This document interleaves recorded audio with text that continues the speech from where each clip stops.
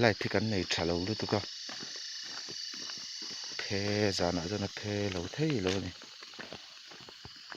sẽ một thiếu đóng làm ổn xuống sẽ thể thấu tụi ngồi đó đây rắm nuôi với cái này à tụi ma chuan khi mi công phui chả trên công đằng cả là tại khi nó phải hốt lại được thế hiện nên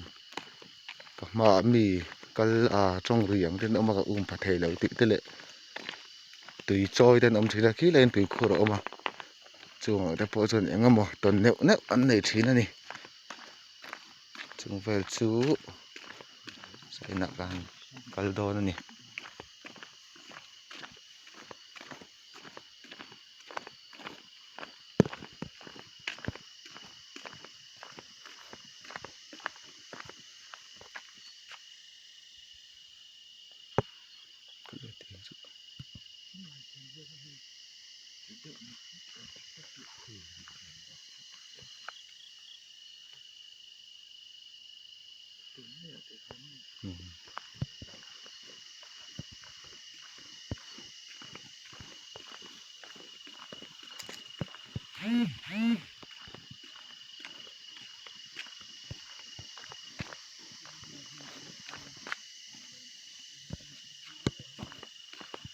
có là chữ cậu dân nói phía đầu sừng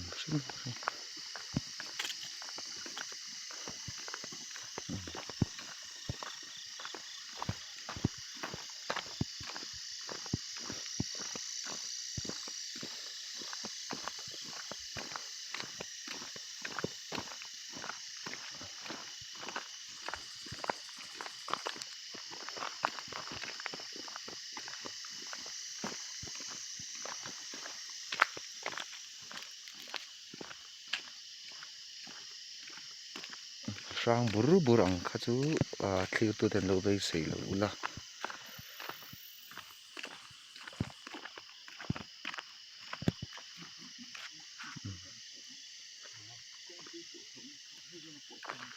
bỏ ra đồng ồn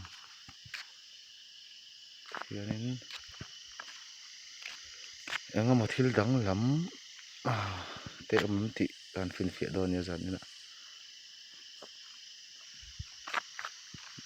cái phí răm nuôi rất là nhỉ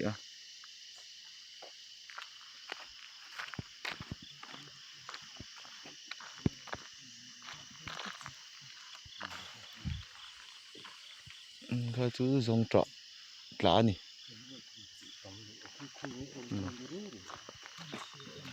dàn rễ chuan thổ mi tắm đủ xinh xí mà